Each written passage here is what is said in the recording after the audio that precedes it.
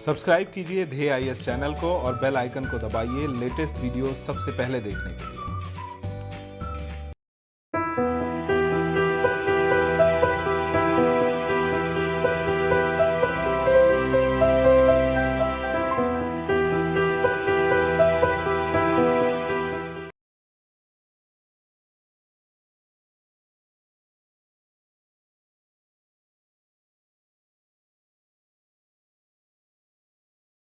नमस्कार, मैं सुनील वर्मा ध्येय आईएएस टीम की ओर से आपका स्वागत करता हूं ध्येय टीवी पर। हम बात करेंगे डेली करंट अफेयर्स के अपने एक खास कार्यक्रम जिसका नाम है साप्ताहिक एमसीक्यू। इसमें डेली करंट अफेयर्स की जो वीडियो मैं आप तक पहुंचाता हूं, उन टॉपिक से कुछ एमसीक्यू अर्थात मल्टी चॉइस क्वेश्चंस बनाकर मैं आपके सामने प्रस्तुत करता हूं, जिनको सॉल्व करके आप ये चेक कर सकते हैं कि जिस टॉपिक को आपने करंट अफेयर्स के किसी भी सोर्स से पढ़ा है उससे कैसे प्रश्न बनते हैं, आप उन प्रश्नों को सॉल्व करने की कंडीशन में है या नहीं है, और प्रारंभिक परीक्षा के पॉइंट ऑफ व्यू से आपका करंट अफेयर कितना तैयार है।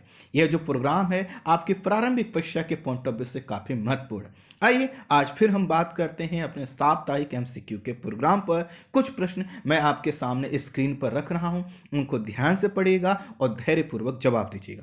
पहला प्रश्न जो आपके लिए है, चौरी चौरा कांड हाल के समय में चर्चा में बना हुआ था, इसके विषय में असत्य कथन का चयन कीजिए।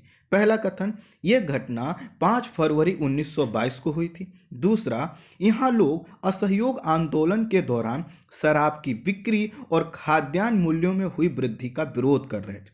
तीसरा कथन, इस घटना से सविनय अवज्ञा आंदोलन 2 साल के लिए स्थगित हो गया। चौथा कथन, इस घटना की सुनवाई इलाहाबाद उच्च न्यायालय में हुई थी। अब आपको यह बताना है ए बी सी डी के रूप में जो 4 विकल्प आपको दिए गए हैं, इसमें से कौन सा विकल्प असत्य है। आई होप आपने आंसर डिसाइड कर लिया होगा। काफी इजी प्रश्न है। तो इसका जो सही आंसर है वह है सी विकल्प। इसमें लिखा है, इस घटना से सविनय अवज्ञा आंदोलन 2 साल के लिए स्थगित हो गया था। नहीं, ये सिर्फ 2 साल के लिए नहीं, ये 6 साल के लिए स्थगित हुआ था। इसी के कारण गांधी जी के साथ के जो नेता थे, चाहे जवाहरलाल नेहरू हो या फिर जो है कि मोतीलाल नेहरू हो, अन्य जो नेता थे, उन सभी ने गांधी जी की आलोचना इस आधार पर की थी कि यह जो असहयोग आंदोलन है इसको वापस नहीं लेना चाहिए था, बल्कि हमें सविनय अवज्ञा आंदोलन प्रारंभ करना चाहिए था। लेकिन गांधी जी जिस प्रकार के आंदोलन करते थे, उनकी जो स्ट्रेटेजी थी उसमें हिंसा को कोई स्थान नहीं दिया गया था और वह हिंसा के काफी खिलाफ थे। इसी के कारण जब यह घटना 5 फरवरी 1922 को हुई तो उसके बाद उन्होंने आंदोलन को वापस ले लिया। तो कुल मिलाकर यहाँ पर जो सी विकल्प है ये असत्य है। इसमें 2 साल लिखा गया है, जबकि 6 साल के लिए जो है कि आंदोलन स्थगित हो गया था, और जो सविनय अवज्ञा आंदोलन प्रारंभ ही होने वाला था वह क्या हो गया, 6 साल के लिए टल गया था।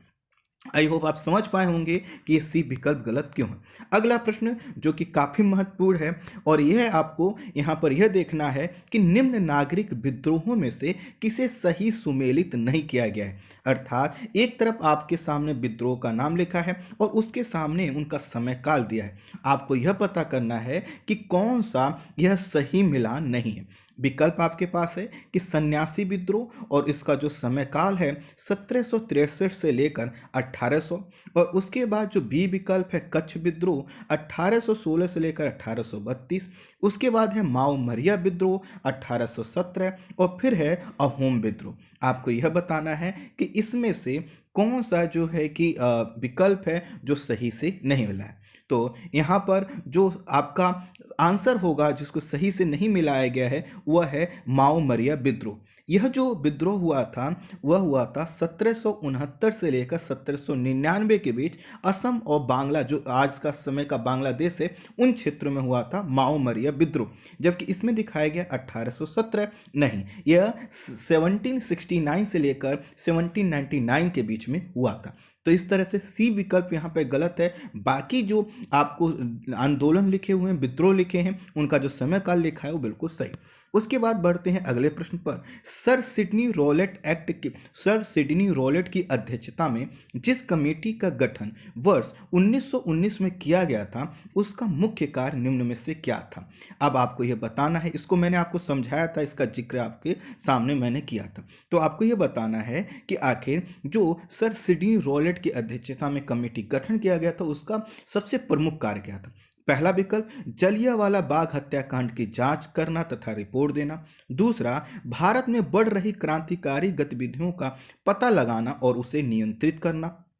तीसरा विकल्प सी के रूप में प्रथम विश्व युद्ध के बाद संवैधानिक सुधार की रूपरेखा बनाना। डी विकल्प है अंग्रेजों को भारतीय जजों के समक्ष उपस्थित होने के मामले में सुनवाई ना करने के विषय में रिपोर्ट देना। अर्थात इसको आसान करूं डी विकल्प को, तो जो अंग्रेज थे वह यह चाहते थे कि उनकी जो सुनवाई हो किसी भी मामले में भारतीय जजों के समक्ष ना हो, इसके विषय में रिपोर्ट देना। तो ए बी सी डी के रूप में आपके पास 4 विकल्प हैं। अब देखिए यहां पर जो आपने सही आंसर ऑप्ट किया होगा, आई होप आपने जो है कि बी विकल्प को किया होगा। और बी विकल्प में क्या लिखा है, भारत में बढ़ रही क्रांतिकारी गतिविधियों का पता लगाना और उससे नियंत्रित करने के लिए रिपोर्ट देना। आपको पता है कि जो हमारे यहाँ स्वदेशी आंदोलन हुआ था, बंगाल विभाजन को लेकर जो हमारे यहाँ आंदोलन हुआ था, उसके बाद से क्या हुआ कि जब आंदोलन तेजी से बढ़ रहा था और आंदोलन बढ़ते बढ़ते जब वो किसी लक्ष्य तक नहीं पहुंचा और जो है कि आंदोलन बिखरने लगा, तो जो युवा वर्ग था उसने समझा कि यह जो शांतिपूर्ण प्रदर्शन का तरीका है, यह जो अंग्रेजों से मांगने की रणनीति है, गलत है। तो उस समय के जो क्रांतिकारी थे उन्होंने कहा कि हम हिंसा के माध्यम से यहां से अंग्रेजों को हटाएं।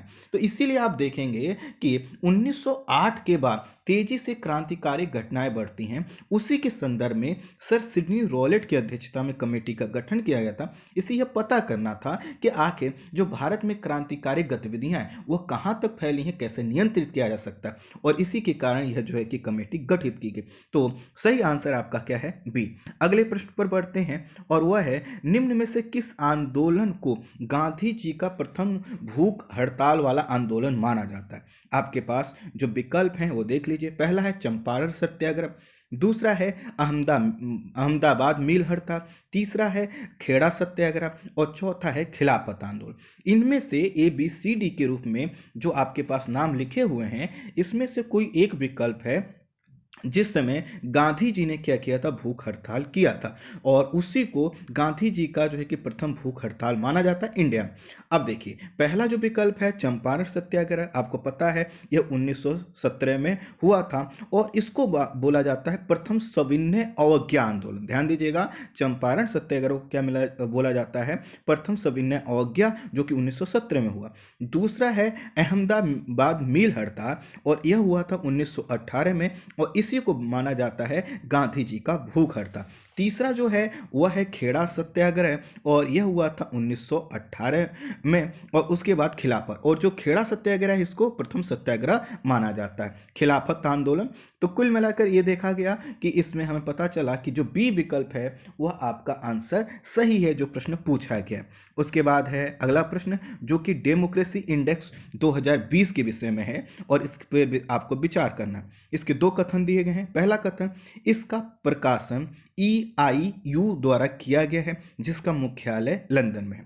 दूसरा कथन, यह लोकतंत्र के विषय में 60 आधारों को 5 कैटेगरी में विभाजित कर देशों को रैंकिंग प्रदान करना। अब आपको बताना है कि ए विकल्प के रूप में दोनों कथन सत्य हैं, बी कह रहा है दोनों कथन गलत हैं, सी विकल्प है केवल एक सही है, डी कह रहा है केवल 2 सही। आपको बताना है कि डेमोक्रेसी इंडेक्स 2020 के विषय में यह जो है कौन सा विकल्प आप ऑप्ट करेंगे। आई होप आपके लिए काफ़ी इजी होगा, इस पर तो हम लोगों ने काफ़ी डिटेल में बात की थी। तो देखिए इसका जो प्रकाशन किया जाता है वह किया जाता है द इकोनॉमिस्ट के द्वारा किया जाता है। तो इस तरह से यह इंटेलिजेंस यूनिट है द इकोनॉमिस्ट की, तो सही बात है EIU के द्वारा किया जाता है, इसका मुख्यालय लंदन में है। और यह जो इंडेक्स है वर्ष 2006 में पहली बार निकाला गया था, फिर 2008 में निकाला गया, फिर 2010 और उसके बाद कंटिन्यूस निकाला जा रहा है। सही बात है, यह जो है कि क्या करता है, कई ऐसे आधार हैं जैसे चुनाव कितने निष्पक्ष तरीके तरीके से होते हैं, सरकारें किस तरह से कार्य करती हैं, लोगों को कितनी स्वतंत्रता है, इन आधारों पर क्या करता है, डेमोक्रेसी को के आधार पर देशों को रैंकिंग प्रदान करता है। 60 आधार होते हैं जिनको 5 कैटेगरी में डिवाइड कर रखा है, बिल्कुल सही। तो इस तरह से दोनों कथन क्या है, सत्य है। हमारा आंसर होगा ए। अगले प्रश्न पर बढ़ते हैं जो कि डेमोक्रेसी इंडेक्स के संदर्भ में है। और डेमोक्रेसी इंडेक्स 2020 में अपनाए गए निम्न कैटेगरी के अनुसार भारत को निम्न में से सबसे खराब स्कोर किस कैटेगरी में प्राप्त हुआ है। देखिए मैंने बताया 5 कैटेगरी होती हैं, उसमें से 4 कैटेगरी का आपको यहाँ जिक्र किया गया है और यह आपको बताना है कि भारत का जो स्कोर अभी कम हुआ है वह किसकी वजह से हुआ है, या दूसरे शब्दों में कहें तो भारत का स्कोर सबसे कम इन 4 में से किस में है। तो आपके पास विकल्प है इलेक्टोरल प्रोसेस एंड प्लूरलिज्म, दूसरा है फंक्शनिंग ऑफ गवर्नमेंट, तीसरा है पॉलिटिकल पार्टिसिपेशन, चौथा है जो है कि पॉलिटिकल कल्चर। अब आपको आंसर ऑप्ट करना है, तो इसका जो आंसर होगा वह होगा D, political culture. Political culture का मतलब होता है कि राजनीति की जो संस्कृति है। तो कहना यह है, इस रिपोर्ट के माध्यम से यह कहा गया है कि भारत में जो राजनीति की संस्कृति है उसमें हिंसा बढ़ रही है। जो ऐसे लोग जो किसी तरह से कार्य करना चाहते हैं, राजनीति में आना चाहते हैं, उनको रोकने का प्रयास किया जाता है, ऐसा इस रिपोर्ट का मानना है।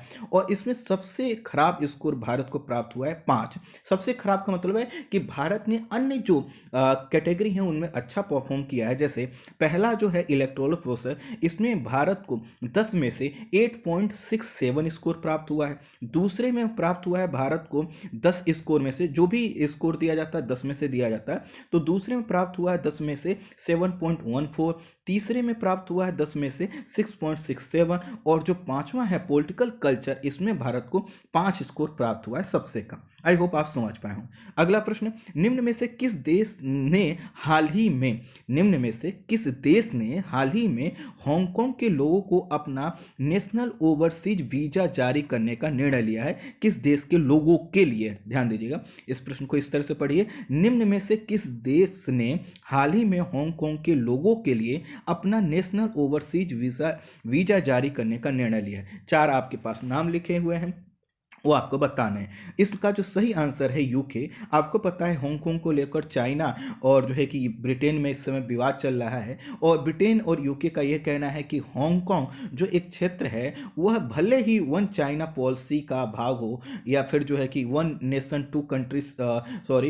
कंट्री टू सिस्टम का पार्ट हो, लेकिन कहीं ना कहीं वहाँ पर जो इस तरह के मानवाधिकार हैं, जिस तरह से चाइना उसमें दखल कर रहा है, वो नहीं करना चाहिए। और जो है कि ब्रिटेन का आपको पता ही है पहले हांगकांग पर नियंत्रण रहा था, और ब्रिटेन ने फिर उसको चाइना को सौंप दिया था, लेकिन उसमें यह प्रावधान किया गया था कि चाइना कुछ भी ऐसा नहीं करेगा जो हांगकांग की स्वायत्तता या फिर वहाँ जो अधिकार लोगों को मिले हैं उसमें कटौती हो। लेकिन अभी चाइना ने जो है कि राष्ट्रीय सुरक्षा कानून बनाया, उसको जो है कि हांगकांग पर इम्प्लीमेंट किया, और इससे वहाँ पे मानवाधिकार के इशू बढ़ रहे हैं। और इन्हीं सभी चीज़ों के अपोज में या इनके अगेंस्ट में एक्शन लेते हुए यूके ने यह कदम उठाया है, और इसकी आलोचना चाइना ने की है। उसका कहना है कि वो हमारे क्षेत्र के लोग हैं, आप ऐसे कैसे वीजा दे सकते हैं। वो कहते हैं हम देंगे। खैर, अगला प्रश्न, निम्न कथनों पर विचार कर सही विकल्प का आपको चयन करना है। पहला कथन जो है कि 8 डिग्री चैनल अंडमान निकोबार को अलग करता है। दूसरा कथन, अंडमान क्षेत्र में निकोबार की तुलना में अधिक लोग निवास करते हैं। तीसरा कथन, लिटिल अंडमान अंडमान द्वीप समूह का तीसरा सबसे बड़ा द्वीप है। अब आपको यह बताना है कि कौन से कथन सही है। केवल एक सही है, एक और दो सही हैं, 2 और 3 सही हैं, या फिर सभी सही हैं। यह आपके ऊपर आपको आंसर डिसाइड करना है। खैर, एक एक करके करते हैं। तो देखिए यहाँ पे लिखा 8 डिग्री चैनल अंडमान और निकोबार को अलग करता है, गलत है। 10 डिग्री चैनल ऐसा करता है। दूसरा, अंडमान क्षेत्र में निकोबार की तुलना में अधिक लोग निवास करते हैं, बिल्कुल सही है। तीसरा जो कथन है, लिटिल अंडमान अंडमान निकोबार द्वीप समूह का तीसरा सबसे बड़ा द्वीप है। तो इसमें देखिए क्या है कि लिटिल अंडमान ये तीसरा नहीं है, चौथा सबसे बड़ा द्वीप है। तो इसमें हमें क्या पता चला, इसमें जो है कि केवल 2 सही है, अर्थात पहला और तीसरा गलत है। ठीक है, पहला और तीसरा गलत है। तो यहाँ पर ऑप्शन में थोड़ा सा हमें लोग चेंज करना होगा, और हमारा जो आंसर होगा वह यह होगा कि केवल 2 सही है। तो ये विकल्प को हम लोग क्या कर लेते हैं, केवल एक सही की जगह पर केवल 2 सही हम लोग कर लेते हैं। तो आंसर हमारा ए हो जाएगा। थोड़ा सा यहाँ पर कुछ गलतियाँ हुई हैं, उनके लिए मैं आपसे विनम्र होकर काफ़ी माफ़ी मांगता हूं। अगला प्रश्न कि बजट में प्रधानमंत्री आत्मनिर्भर स्वास्थ्य भारत योजना की घोषणा की गई है। इस योजना में शामिल बिंदु: पहला कथन, integrated public health labs in all district. दूसरा कथन, platform for WHO south east Asia nation. तीसरा कथन, regional national institute for virology. अब उपरोक्त में से आपको यह बताना है कि इसमें क्या क्या शामिल है। ए विकल्प के रूप में है आपके पास कि एक और दो, बी के रूप में है एक और तीन, सी के रूप में है दो और तीन, डी के रूप में है आपके पास जो है कि एक दो तीन। कौन सा सही है आपको बताना। तो देखिए, अभी जो हमारे यहाँ प्रधानमंत्री आत्मनिर्भर स्वास्थ्य भारत योजना चालू की गई, उसमें तीनों शामिल हैं। अर्थात जो हमारे यहाँ के ऑल डिस्ट्रिक्ट्स के जो जितने सभी जिलों के लैब हैं उनको इंटीग्रेट किया जाएगा, जोड़ा जाएगा। साथ ही साथ एक प्लेटफॉर्म जो है कि विकसित किया जाएगा, जो सिर्फ न इंडिया के लिए बल्कि पूरे साउथ ईस्ट एशिया के लिए होगा। बिल्कुल सही है। Regional national institute of virology की भी स्थापना की जाएगी। इस तरह से तीनों कथन सही हैं। अगला प्रश्न जो है वह है बजट 2021-22 की थीम है। पहला, आत्मनिर्भर भारत। दूसरा, राष्ट्र प्रथम का संकल्प। तीसरा, आकांक्षा भारत। और डी है ए और बी दोनों। अब देखिए यहाँ पर जो है कि कई जगह आप देखेंगे तो इसका जो है कि थीम बताया गया है, उसमें क्या है, पूरा जो नाम उसका लिखा आपको मिलेगा, आत्मनिर्भर भारत राष्ट्र प्रथम का संकल्प। लेकिन अगर शॉर्ट में हो तो आपको आंसर ऑप्ट करना होगा आत्मनिर्भर भारत। आंसर आपको ऑप्ट करना होगा एक। अगले प्रश्न पर बढ़ते हैं और वह है वित्त आयोग के संदर्भ में निम्न कथनों पर आप विचार कर सही विकल्प को चुनिए। सही विकल्प को चुनना है, ध्यान दीजिएगा। पहला कथन, यह एक संवैधानिक और स्वतंत्र निकाय है। दूसरा, इसमें एक अध्यक्ष और 3 सदस्य होते हैं। सी विकल्प है, वित्त आयोग के सदस्यों की योग्यता और चयन विधि का निर्धारण राष्ट्रपति द्वारा किया जाता है। डी है कि वित्त आयोग का अध्यक्ष वित्त आयोग अधिनियम 1951 के अनुसार सर्वोच्च न्यायालय का सेवानिवृत्त न्यायाधीश होता है। तो अब आपको बताना है कि कौन सा विकल्प सही है। एक एक करके अगर इन कथनों पर हम विचार करें तो पहला है, यह एक संवैधानिक और स्वतंत्र निकाय है। बिल्कुल सही। दूसरा विकल्प इसलिए गलत है कि इसमें लिखा एक अध्यक्ष और 3 सदस्य होते हैं। इसमें 3 सदस्य नहीं होते हैं, आपको पता है 4 सदस्य होते हैं। तीसरा जो विकल्प है कि वित्त आयोग के सदस्यों की योग्यता व चयन विधि का निर्धारण राष्ट्रपति द्वारा नहीं किया जाता है बल्कि संसद के द्वारा किया जाता है। डी विकल्प इसलिए गलत है, इसमें लिखा है वित्त आयोग का अध्यक्ष वित्त आयोग अधिनियम 1951 के अनुसार सर्वोच्च न्यायालय का सेवानिवृत्त न्यायाधीश होता है। नहीं, उसको सामाजिक कार्यों का अनुभव होना चाहिए, वह उसकी योग्यता का क्या है, पैरामीटर है। इजी प्रश्न था क्योंकि आपको जो सही विकल्प था वो काफी इजी दिया गया था। खैर, अगला प्रश्न जो कि आपके सामने है, 15 वित्त आयोग ने राज्यों के बीच कर राजस्व के विभाजन के निम्न आधारों को क्या क्या भार दिया है। अर्थात जो राज्यों का विभाजन किस आधार पर किया जाएगा, उसको आधार उसके लिए जो वित्त आयोग ने बनाए 15वां वित्त आयोग ने, उसको क्या क्या स्कोर या भार दिया गया दिखा। जैसे आय का अंतर को 45% वेटेज दिया गया है। कर एवं राजकोषीय प्रयास को 3.5% वेटेज दिया गया है।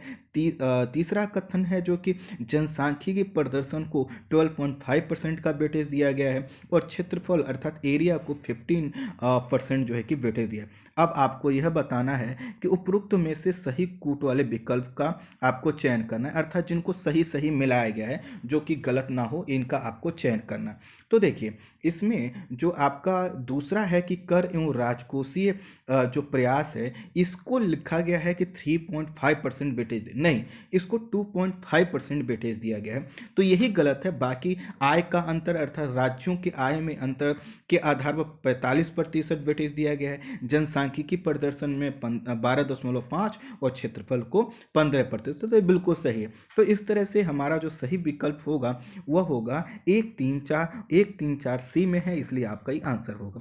अगला प्रश्न जो है वो भी 15 वित्त आयोग के संदर्भ में ही है। 15 वित्त आयोग के संदर्भ निम्न कथनों पर विचार कर असत्य कथन का चयन कीजिए। पहला, इसकी सिफारिशें वर्ष 2021-22 से वर्ष 2025-26 तक लागू होंगे। बी विकल्प, सरकार ने करों के वितरण में राज्यों को 41% हिस्सेदारी की सिफारिश को स्वीकार कर लिया है। तीसरा, लद्दाख और जम्मू कश्मीर को 41% हिस्सेदारी के अलावा 2% का आवश्यक समायोजन किया गया है। डी विकल्प, वित्त आयोग ने वर्ष 2026 की अवधि तक 3 ट्रिलियन रुपए राजस्व घाटा अनुदान की सिफारिश।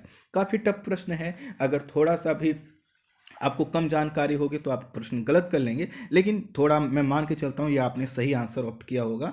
और इसमें जो गलत विकल्प है वो है सी, लद्दाख और जम्मू कश्मीर को 41% के अलावा 2% नहीं 1% आवश्यक समायोजन का प्रावधान किया है। आपको पता है जो 14वां वित्त आयोग था उसने भी 42% जो है कि करों का बंटवारे की बात कही थी, और जो 15वां वित्त आयोग है लगभग उसने उसी चीज को रखा है। बस चूंकि लद्दाख और जम्मू कश्मीर नए यूटी बने हैं तो उनके लिए 1% का समायोजन रखा गया और बाकी 41% का क्या करना है, डिस्ट्रीब्यूशन करना। तो इस तरह से सी विकल्प क्या है, गलत है, बाकी सब सही है। अगला प्रश्न, little Andaman island vision document किसके द्वारा प्रस्तुत किया गया है? पहला केंद्र सरकार, दूसरा मेलिंडा गेट्स फाउंडेशन, सी अजीम प्रेमजी फाउंडेशन, डी नीति आयोग। अब आपको बताना है कि आखिर इसमें से जो है कि यह जो विजन है, डॉक्यूमेंट है, किसके द्वारा? पहला केंद्र सरकार के द्वारा, आप देख लीजिए किसके द्वारा, आपको ज़्यादा पता होगा, आप जो है कि आइलैंड वगैरह में रुचि भी रखते हैं। कई मैंने कमेंट्स देखे आइलैंड वाले जो वीडियो था लिटिल अंडमान वाला, तो इसमें आंसर होगा नीति आयोग ने। नीति आयोग ने क्या किया है, इस विजन के माध्यम से कैसे हम जो है कि लिटिल अंडमान का जो इम्पोर्टेंस है, कैसे उसका उपयोग है, कैसा वहाँ पर डेवलपमेंट को बढ़ा सकते हैं, इसके विषय में है, बाकी किसी फाउंडेशन से इसका मतलब नहीं। अगला प्रश्न, जो अगला प्रश्न है आपके सामने, इंडिया जस्टिस रिपोर्ट के विषय में निम्न कथनों पर विचार कीजिए और सत्य कथन वाले विकल्प का चयन कीजिए। पहला कथन, इसके पहले संस्करण का प्रकाशन वर्ष 2019 में किया गया था। दूसरा, इसके 4 स्तंभ पुलिस, न्यायतंत्र, कारागार या जेल और कानूनी सहायता है। डी, वर्ष 2020 की रिपोर्ट में महाराष्ट्र को बड़े राज्यों में पहला स्थान प्राप्त हुआ। अब ये बताना है कि कौन कौन से सही हैं सत्य कथन वाले, केवल 1, केवल 2, केवल 3 या उपरोक्त सभी। आपके लिए इजी प्रश्न होना चाहिए, और अगर आपने इंडिया जस्टिस रिपोर्ट 2020 को पढ़ा होगा तो मैंने उसमें सभी चीज़ों को काफ़ी डिटेल में किया था। इसके सभी जो विकल्प हैं वो क्या हैं, सही हैं, बिल्कुल सही हैं, है ना। इसके जो आधार होते हैं वो सही बात है, पुलिस, न्यायतंत्र, कारागार और जेल और कानूनी सहायता। अगला प्रश्न भी उसी से जुड़ा हुआ है, इंडिया जस्टिस रिपोर्ट 2020 के विषय में असत्य कथन का चयन करना। पहला, उच्च न्यायालय में महिला न्यायाधीशों की भागीदारी 29% है। दूसरा जो विकल्प है, राज्य पुलिस बल में महिलाओं की हिस्सेदारी कर्नाटक में ज़्यादा है। तीसरा, महिला पुलिस अधिकारी के मामले में तमिलनाडु का सर्वोच्च स्थान है। डी विकल्प, छत्तीसगढ़ को पुलिस बल की विधि आवश्यकताओं की पूर्ति में सर्वोच्च स्थान प्राप्त हुआ। अब आप बताइए कि इसमें कौन सा ऐसा कथन है जो कि गलत लिखा हुआ है। तो पहला है कि उच्च न्यायालय में महिला न्यायाधीशों की भागीदारी 29% है, ये भी बिल्कुल सही है, और इसमें चिंता व्यक्त की गई है कि हमारे यहाँ जो अगर जेंडर के हिसाब से देखें तो कितना अंतर है, सही बात है। दूसरा है, राज्य पुलिस बल में महिलाओं की हिस्सेदारी कर्नाटक में ज़्यादा नहीं है, बिहार में ज़्यादा है। तो जो लोग बिहार के होंगे वो ध्यान रख लेंगे, उनके राज्य के लिए काफ़ी अच्छी न्यूज है। और इसी के कारण राज्य पुलिस बल में महिलाओं की हिस्सेदारी कहाँ, बिहार में लगभग 25% है, वो सबसे ज़्यादा है। लेकिन यहाँ पर ध्यान दीजिएगा, ये राज्य पुलिस बल में है, छोटे पदों पर महिलाओं की भागीदारी 25% के लगभग है, टोटल अधिकारियों में नहीं। महिला पुलिस अधिकारी के मामले में तमिलनाडु सर्वोच्च स्थान पर, ये सही है। ये जो है बी वाला विकल्प गलत लिखा हुआ है क्योंकि यहाँ कर्नाटक लिखा है, जबकि बिहार यहाँ होना चाहिए, बाकी सभी विकल्प सही हैं। तो इस तरह से आपको पता चला कि बी विकल्प क्या है, गलत है। अगला प्रश्न, भारत में कैदियों के विषय में आई रिपोर्ट के अनुसार विचाराधीन कैदियों का प्रतिशत कितना है, यह आपको बताना है। 69%, 71%, 72%, 73%। आंसर है आपका 69% ए, अर्थात जो हमारे यहाँ कैदी हैं उनमें से 69% कैदी ऐसे हैं जो विचाराधीन हैं, जिनके मामलों की सुनवाई हो सकता है सुनवाई पूरी हो तो पता चले कि वह जो है कि आरोपी तो थे लेकिन वह सजा के हकदार नहीं थे, अर्थात उन पर जो आरोप लगाया सही ना।